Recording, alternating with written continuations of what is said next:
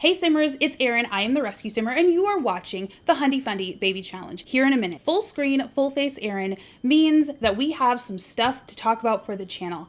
I am so excited to be able to tell you what I teased in the community tab, and if some of you are able to make it to the live stream or have since seen that live stream playback, then you are already in the know. Whether you were aware of it before or you are just becoming aware of it now, guys, I am tickled pink to share with you what this channel has been able to do through your support. We will get to the 100die Fundie Baby Challenge. It's a packed episode. I'm so excited for you guys to see it, but we are going to get through this first. So thank you guys so much for being patient with me. Very recently, this channel got its first paycheck cut from YouTube. It was very small, but it was just big enough to be able to cover an adoption fee of an animal available through Fayette County Animal Rescue. This is the rescue of True Blue. The Joseph's dog Blue is a sim self of True Blue, who is available through this rescue, who has since been adopted. So congratulations, True Blue. I reached out to the rescue and they actually had 2 more dogs that could use their adoption fees covered because they are tougher to place. The first dog that they put forward was Mimi. I'm showing you a picture of her now. She's so cute. Her adoption fee is totally sponsored by this channel. The second dog is an amazing tripod dog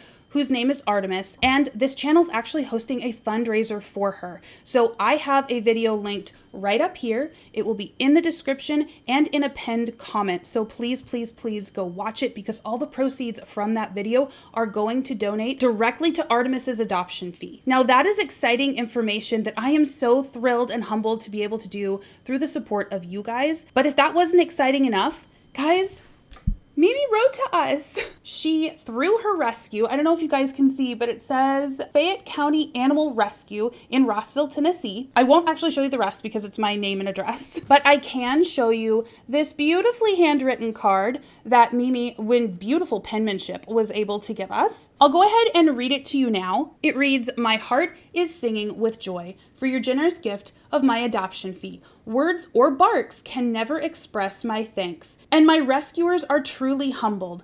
I'm currently in a wonderful foster home due to the heat, and we all appreciate you. Happy kisses, Mimi." Y'all, she even signed it. Look at her. So guys, on behalf of Mimi, on behalf of Fayette County Animal Rescue, I just want to say thank you so much for your support. And you guys, please, if I can ask you humbly to watch the video that I have linked everywhere. All of those proceeds are going to go to Artemis's adoption fee. We've already covered one, you guys. I would love to make it a twofer. So you can pause this video and go watch that one. You can queue it up to watch after this video, whatever fits your fancy. If you are excited, please give some celebration poppers down in the comments below off of this exciting news and onto a very exciting video. Hey Simmers, we are back with the Josephs on this beautiful Sunday morning in the 100die Fundie Baby Challenge, a challenge in The Sims 4 where we take the 100 Baby Challenge to weird, culty, fundy church. Guys, it is mornings like this where I am feeling the pinch for bathrooms. I have 3 bathrooms here. And only, let's see, I have like 7 Sims, and 3 bathrooms. You'd think that would be enough. It is definitely not. We are going to get our beautiful Josephs ready for church because it is church day. And we are going to send them off to a very important church gathering, guys. I feel change afoot. I don't know about you. Oh my gosh, Bethy, I love your outfit. Let's join your daughter cooking instead of getting breakfast for yourself. But it is very nice of you to get breakfast for your young children who are hungry. I was just looking over at what everyone was doing, and Opal she's washing clothes. We don't have anywhere to put them to dry, so they're gonna get nasty, but I love the effort, girl. You keep going. So today, guys, change is afoot. I can feel it. I think that we're gonna have a couple of birthdays today. Not gonna say who. Maybe it's who you are thinking. Maybe it is not. This little boy has been a tot for a while. We have Jasper, our oldest boy. We've got our 2 teen girls, and we have Plummy, who's actually been a child for a while. So really a lot of people a lot of Sims are due for a birthday. Pop down in the comments who you think it will be and why. You know what, Jasper? You had fruit cobbler for breakfast. Breakfast of champions, sir. You're not going to get full, but that is okay. I need you to do some farm chores, my dear. Bethy, let's go ahead, clean up after your men, and let's hurry your daughters along getting ready. I would love to leave this house by 9 a.m. That is such a goal for me. It never happens. But you'll see. You'll see what's going on. This is going to be a very eventful church day. I think we're just going to bring our family and maybe the adults from the other church clubs from mom and dad. I don't think we'll bring the teens. I would love to be there and kind of flirting with everybody, but we'll see. Aw, they're chatting. That's cute.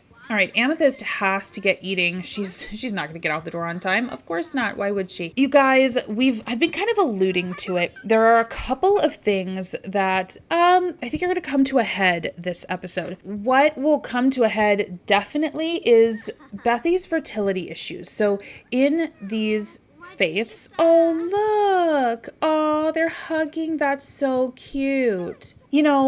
Plummy is a mean-spirited sim. And we know that's not all she is, right? Like, she's still a sister. She's still a sibling. They still have, like, these awesome sibling memories. Still got some good points in there. Gotta love her for that.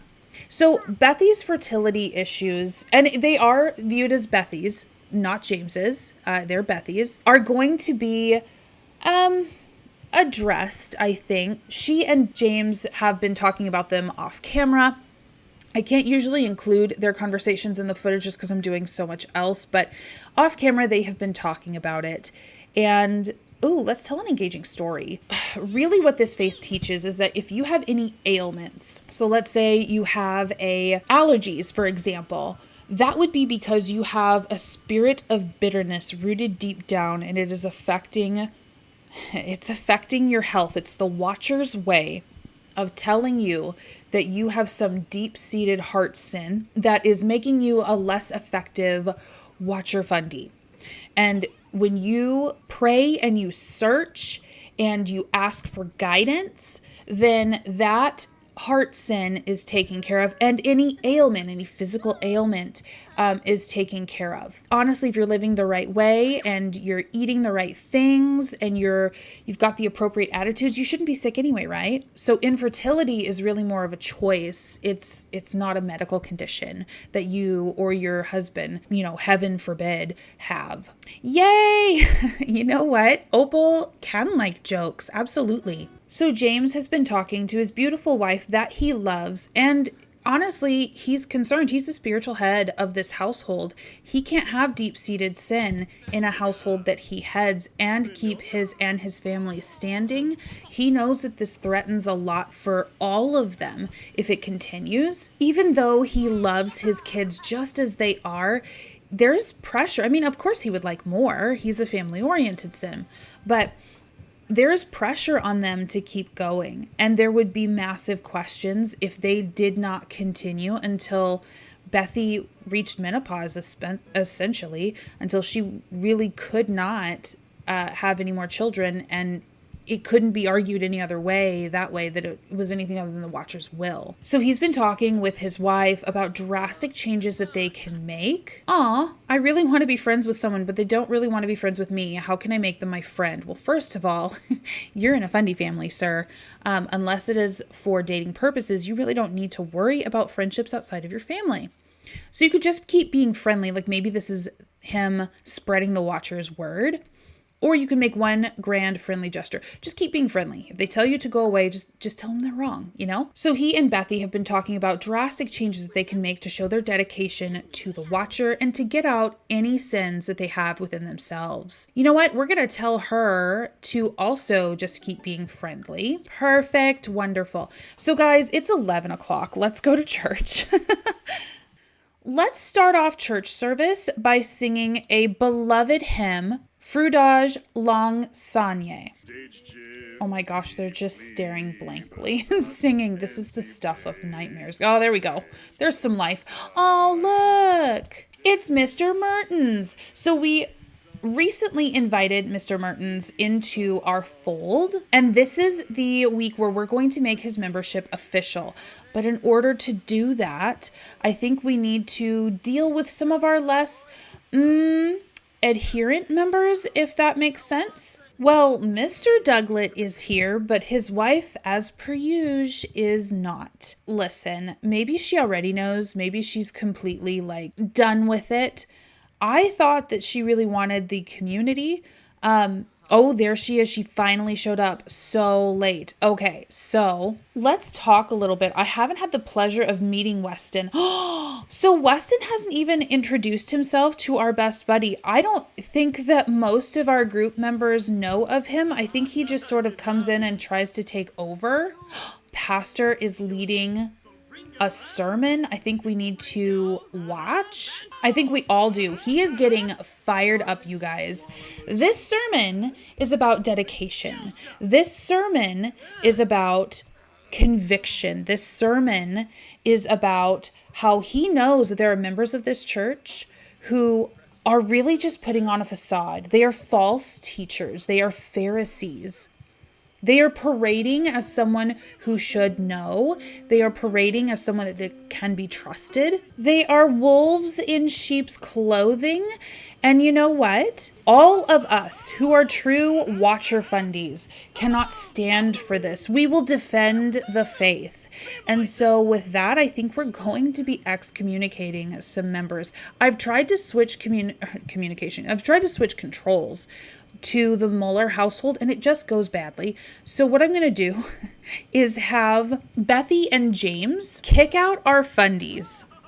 Now, this is just going to be in the groups that they are in charge of. So like the knitting circle and the men's symbol studies. But when look at her, she's getting kicked out right now. That's going to be like them getting excommunicated from the church. Beth has kicked out Rochelle of women's knitting circle. That's right. You cannot come on our Tuesday nights anymore. In fact, don't even bother coming on Sundays.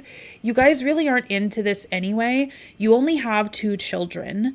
You have the audacity to have them only be adopted children. You haven't even had any of your own. You have your house full of animals instead of kids. We have clearly the words of the wise are falling on deaf ears with you. James, yes. Get him. I feel so bad for them. Oh my gosh. Now, normally this would be done in a more public way.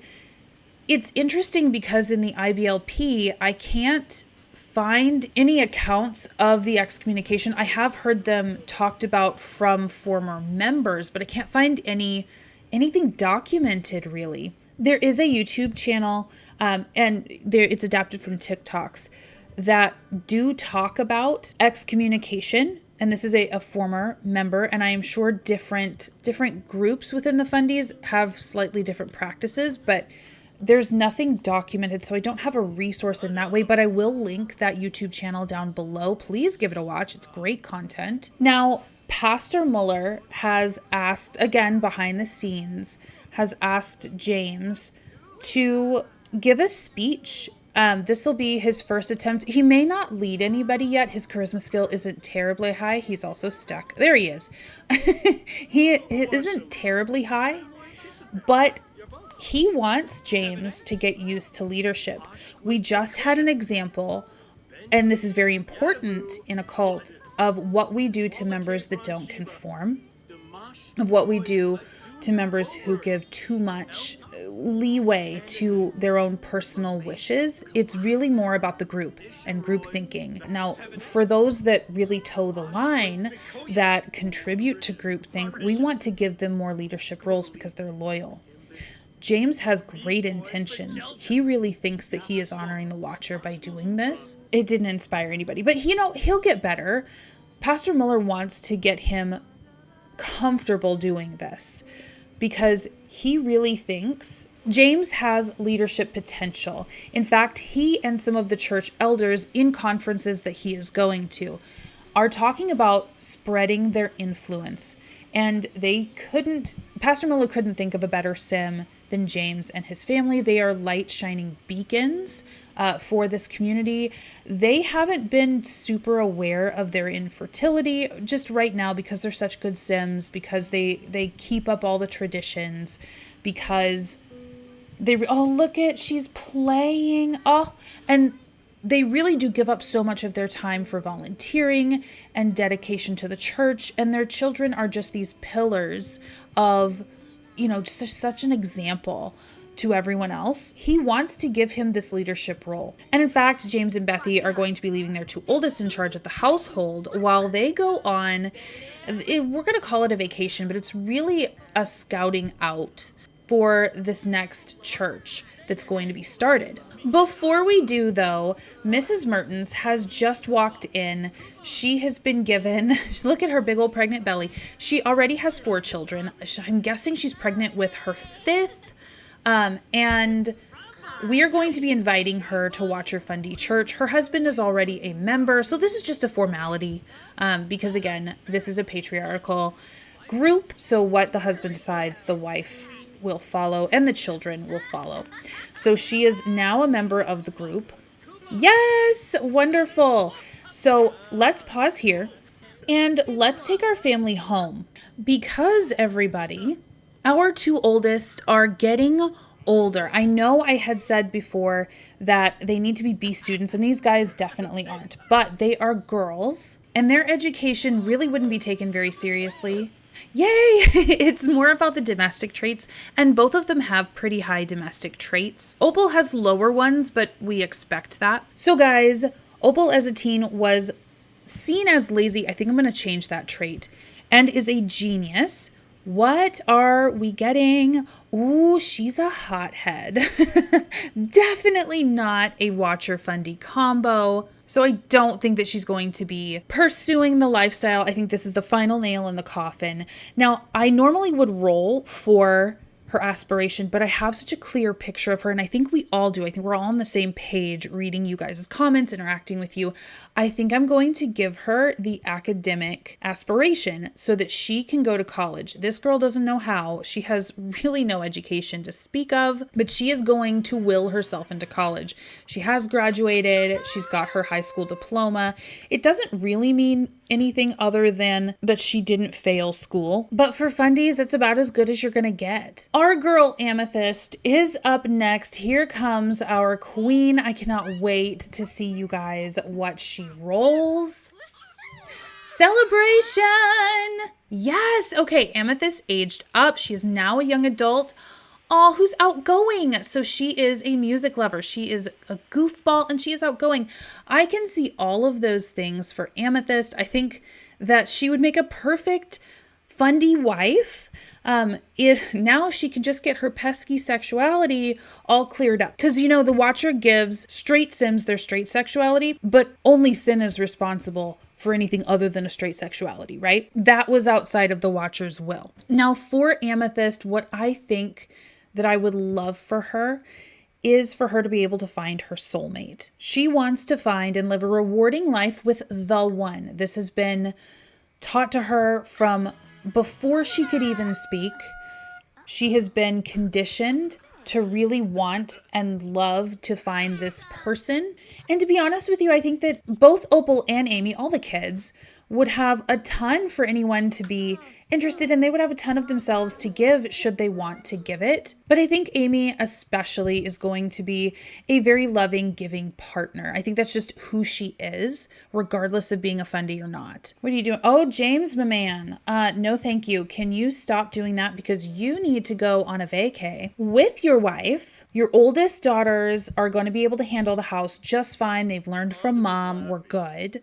So mom and dad have been sent by their church, by the elders of their organization, to Chestnut Ridge. This is a place that is like old new country, if that makes sense. This is a place where people go who are dissatisfied with what they would see as the trappings of life, who want a more simplified way of living, and who are looking to reinvent themselves. This is perfect, absolutely perfect for this cult, faith, to take hold. These people are in a very open spot in their lives. So we're going to stay in this rental very first. And just for one night, James and Bethy are going to get some much needed time away from the children. And you know what? I think they're going to get an opportunity just to talk. I was going to say maybe they'll spend some time together, but who knows? Maybe they'll just sleep.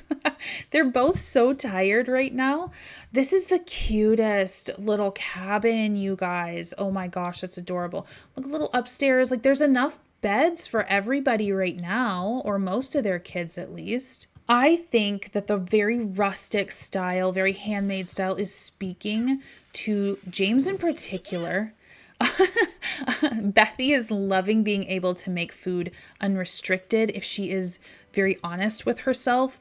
Pan-seared bass is not something that she and her family can normally afford. Usually they're struggling to make ends meet because of the amount of children that they had so quickly. And they're just trying to keep their heads above water. Furthermore, they don't really have pan-seared bass, like the opportunity to get it for themselves. And because of their doctrine, if it's not something that you can like really touch or make with your hands, it's not really gonna happen, right? It's seen as very indulgent, and that's a sin of excess, and we don't do that. But I think the renters, I would like to imagine at least that they're in like an Airbnb kind of thing. Or maybe they're doing this out of the kindness of someone who's sympathetic to the cult.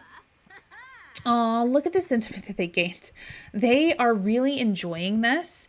And I think it's taking some of the pressure off of Bethy. Like she's so tired. Poor thing.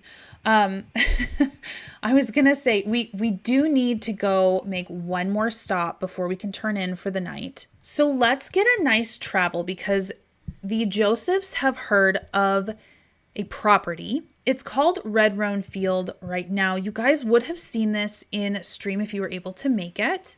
This property is an abandoned ranch. This looks much different than you would have seen it on stream. We actually renovated this lot a little bit. We got our directions started. I liked the feel of where we were at. It just wasn't exactly right. So I went back to the drawing board. You can see the paint is a little faded. We've got some columns they've just seen better days. This is very rustic. The floorboards are actually good, so the bones are good. Unfortunately, we can't really knock on the door because no one lives here, but there really isn't anything inside anyway. It's just a rambler with kitchen stuff and bathroom stuff. The big interesting thing is going to be this barn. I don't think that they went ahead and saw a realtor or anything. They just heard that it was for sale. They thought that, hey, maybe this might be something that we can take a look at. They're kind of looking in through the windows. I don't know. It's kind of like a cutesy, like an impromptu thing for them. They're what-ifing, they're dreaming. They are looking right now at everything, this beautiful barn. There used to be probably some fenced-in area, like a paddock, but that's gone now. They can see a little bit through this door that there were some stables. They're getting ideas. Like this would be a great place to start a home church. And if they could get some funding from their fundies at home, some donations, they could afford this place. Bethy has no idea where they're coming up with the money, where they're coming up with the funds, but James is sold on it. And you know what? When your husband says jump, the watcher says that you're to ask how high. Not really. This watcher does not care. But Bethy thinks she should. So it's her job to just get behind it and go. We'll go ahead. We'll have them go back to their lodging. And whilst these two lovebirds enjoy their time together, let's check back in on the kiddos at home. Oh, the kids are up so late, you guys. Let's end that holiday. Yeah, church day was awful. It's okay. It's absolutely okay. Plummy is going to bed. We've got the girls getting some late night snacks. I think Onyx is going to come downstairs. We're going to have his sisters put him to sleep. These girls, guys, are going to have to talk. Look at how sad Opal is. Opal and Amy look pretty sad. These girls have just aged into adults. They have been having kind of casual courtships. Opal with Maximiliano and Amy with Mateus, his brother. And these girls know that these courtships are going to turn serious very soon. Very serious very soon. They are talking about what the next steps are. Amy Amethyst is trying to be excited. I think she is very excited. She really wants to start her own life and family. She's not found herself attracted really to anyone. She does find Skylar on her mind quite a bit, but it's just to pray for her. She's been working on Skylar, but that Skylar doesn't seem to be moving at all in her convictions. Opal is still so sad. Oh my goodness, poor thing. She knows that her courtship to Max is pretty much a done deal. Like, she knows the expectation is that he's a great guy destined for great things, and her parents want to see her paired with him because they feel that this is the Watcher's answer to some of her flaws. They love her, don't get them wrong. They just want her to do better for herself, I think is what they would say. That Max's determination is going to, take Opal to that next level as a wife, as a homemaker, as a mother. Opal just got an idea. She knows she can't stay in this lifestyle. She knows that this is not for her. She doesn't want her siblings stuck in this either. She doesn't know how, but she's going to get them out. She does know that she is getting out. So everybody's going to bed right now. She is putting to bed her little Onyx. Opal is technically the oldest of the two twins. I love how when she changes someone's clothes, they're in a pile. Our oldest child is putting our youngest to bed. She loves her siblings. She absolutely does. And pretty much everyone is asleep. I feel like this is Opal saying goodbye.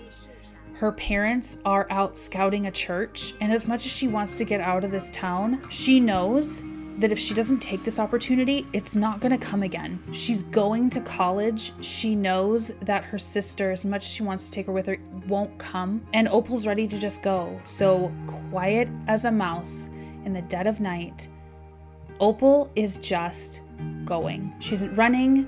She's not risking anyone thinking that something is wrong.